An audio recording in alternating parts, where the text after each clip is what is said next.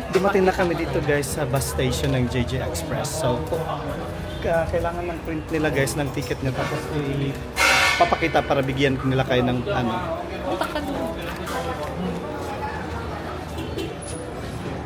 So, Jobs, ibigay mo na. So guys, nandito na kami sa JJ Express na ano. So para mag-check-in guys, ibigay nyo sa kanila yung printed na ticket at passport nyo. Jobs, bilisan mo. Hindi ka makakapag-check-in. 7 PM pa yung ano namin, pero ngayon pumunta kaming maaga para makapag-relax kami dito. Sobrang init dito guys sa station ng JJ Express guys.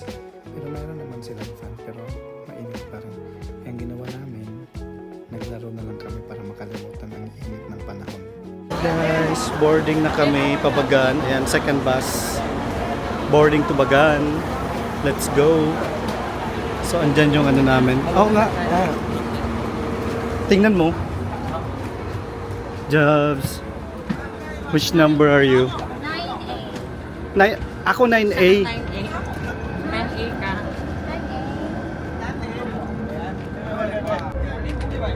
So, andito na tayo sa bus, guys. Tubagan. Are you excited, guys? Tayo lang ang sakay. Why?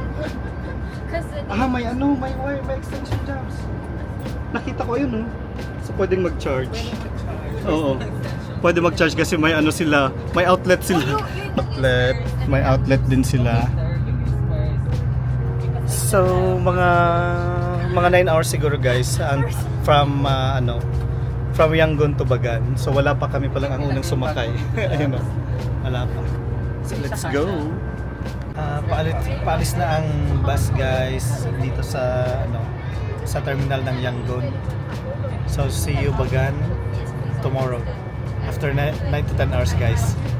Ay sana makatulog ako makapagpahinga kasi ilang araw na akong walang tulog guys mula pa sa Saudi. So sana makapagpahinga ako ngayon kasi wala akong katabi. Ayun o.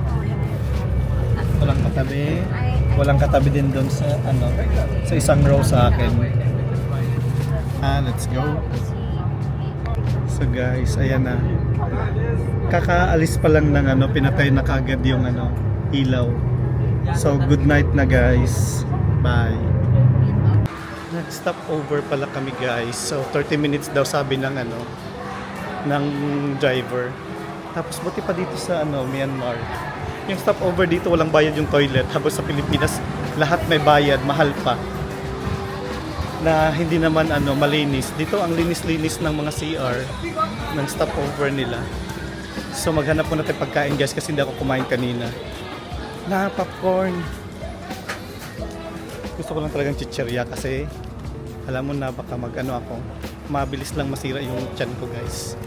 So maghanap lang tayong chichirya. Sa'yo?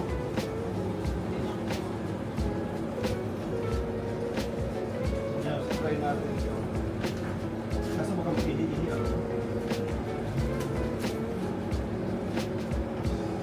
So magkuha tayo ng inumin guys. Isang beer.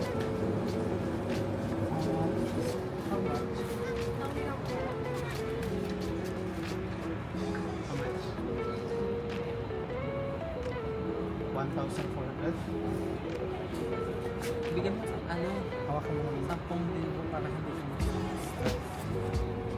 Hello guys.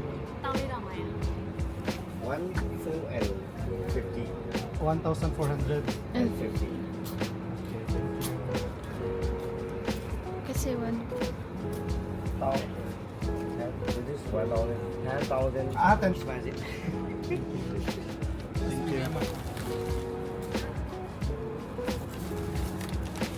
Wala kayong small. Yung bus na dumarating. Babalik na sana kami guys sa sa bus namin kaso ino-off pala nila, kino-close nila lahat kaya pala pinapababa lahat ng tao. So ngayon maghanap kami tambayan. 30 minutes lang naman daw.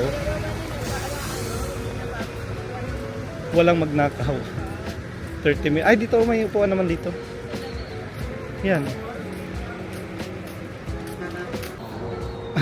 At ito nang binili ko guys, chichirya, tapos beer, at tamarind na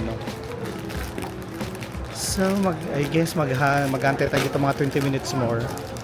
Dahil favorite natin, right? Mga naka 3 hours na pala kami guys. Nakabalik na ulit ako guys sa bus. So mga 6 hours pa yata guys. Kasi naka 3 hours pa lang kami. Ang oras ngayon dito ay 10:40 ng gabi. So 10 na lang natin umalis. Kasi mga 30 minutes man yung sinabi ng driver. Good morning guys. So nandito na tayo sa Bagan sa JG Express. At nag-aantay na lang tayo ng sundo natin guys. Tinawagan ko yung hotel. Tapos sabi daw tok-tok daw ipadala guys. Pero ganito kadami yung namin. Ganito kalaki. Ayan o.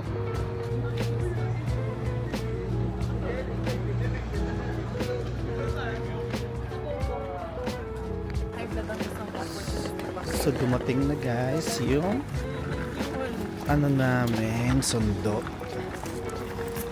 Pero mukhang hindi siya kasya guys lahat.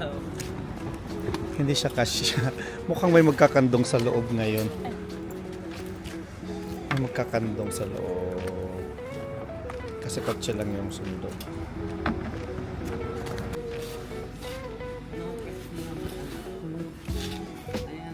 Jobs no pets allowed. So halos alam naman ng lahat na may going civil war dito ngayon sa Myanmar since 2021 pa. Pero huwag kayong matakot kasi napaka-peaceful dito. Basta wag lang kayong pumunta sa mga town, dapat sa big cities lang.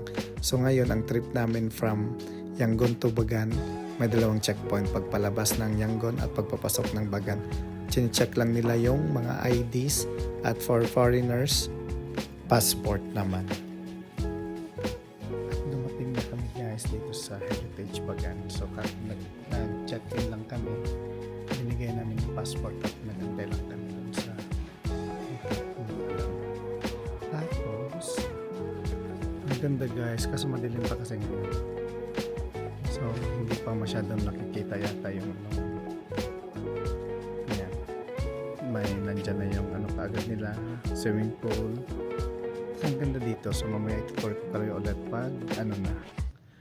pag umaga na. Kaso ngayon kasi ay alas 6 pa lang ng umaga, 5:59. So medyo madilim pa talaga.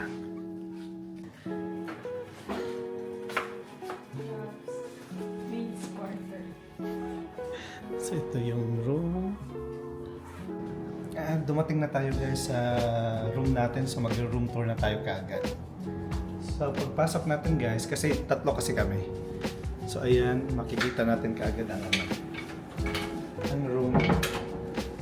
Ayan. So nandyan na yung 3 beds. May malaking mirror.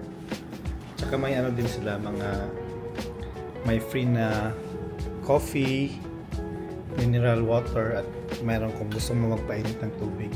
Tapos may sila, cabinet na parang kulungan. Nakakatakot ayan. Pag open mo, so yan. Pag open mo, may ilaw siya at may ganito. May mga tsinelas din sila kung gusto nyo Tapos may ganyan lang. Tapos may map sila. So nandito tayo guys. Tapos ito na nga yung may parang sila, upuan. Tapos may lalagyan ng luggage. Ayan na yung 3 bed. So maganda naman guys. Tapos may may TV. May may mirror, tapos may window dito. Hindi pa lang natin may din siya. Hindi pa lang natin makita sa labas. Kasi nga try natin buksan. Ito buksan. Ayun. Ito na yung labas niya kaagad guys. Ayan. So medyo madilim pa kasi 'di ba alas 6 ng umaga. I-lock natin ulit. Tapos yan na. May makakaibang amoy. Hindi ko alam dahil sa So na tayo. Mag restroom tour. So ito yung nila guys. Yan, pagpasok mo, may bathtub.